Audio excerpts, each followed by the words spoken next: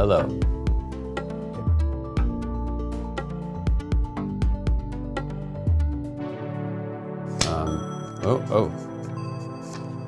The stick.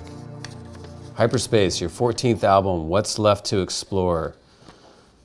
Music is a never-ending, it's just a perpetually renewing force of sound and ideas. It's an ephemeral medium that shape-shifts and changes constantly. It's a moving target. You never hit what you're trying to hit. I could make 1,000 albums. I'm still trying to find my way. Some people don't believe in borders of, you know, it's just an earth with mountains and lakes and forests, and we draw lines and we make separation. But for a musician, we're like citizens of music.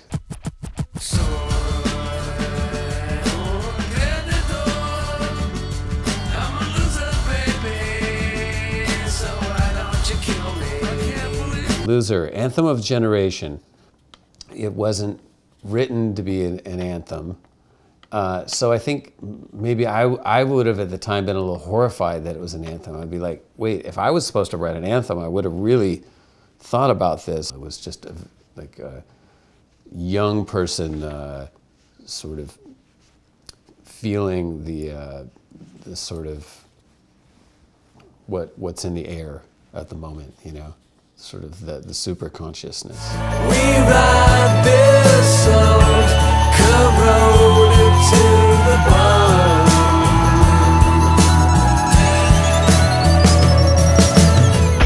Where are your roots? I don't know, they're all over the place. I mean, apparently I'm pretty European, so when I come here in Europe, everything kind of makes sense. I love America, I grew up there, but it feels strange to me. When I come to Europe, I just go, oh, okay, this is my home. You know? David Bowie or Prince. These are two of my most important musicians. So different, but similar. They're at the center of popular culture, but at the same time, they were wildly individual, eccentric, artistic. They dressed in ways that nobody else dressed. They took a lot of risks. Both of those artists cast a very special spell, especially on me.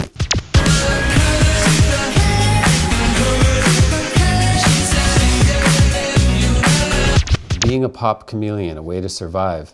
I feel a bit like a wanderer, you know? Maybe not a chameleon, because I still feel like myself. I don't feel like I'm transforming, but in a way like Zen, you go with the motion, where the forces of creativity are pulling me, you know, and I'm going with those, trying to be in tune. There's times where I say, no, I'm gonna go this way, and I try to force it, and it's not as good. The music's not as good, so. It's like, wow! It's like, giddy up. Wow!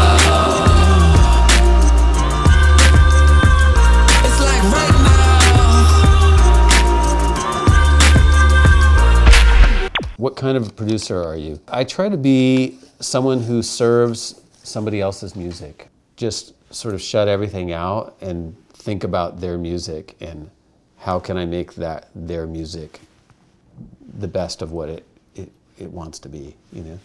So it's a little bit intuitive, like it needs, the drums, it needs drums, or no, it doesn't need drums, it needs like an emotion, you know? I feel like artists can be really, they can start to overthink things.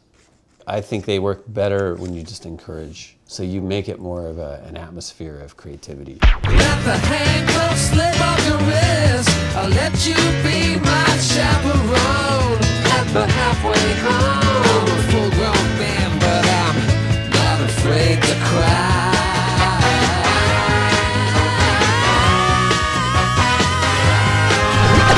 The band you would have loved to be a part of.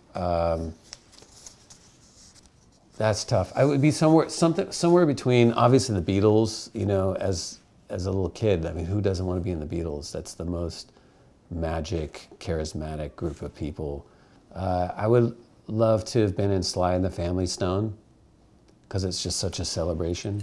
I just toured with a band called Cage the Elephant, so I got to go up and sing with them, feel like part of their world, and so I enjoyed that too.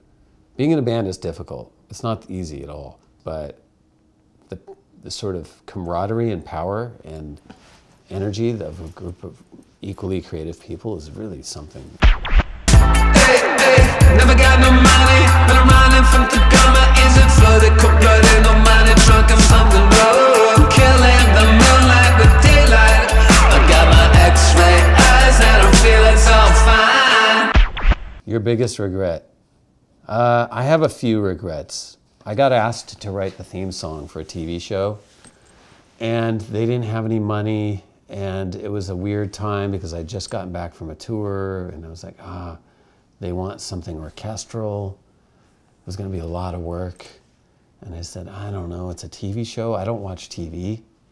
And then it turned out, I realized years later, it was for a show called Madmen, which I think is probably the best show, one of the best shows ever made. Oh, I know, I know, I know, I know, I know it's gone.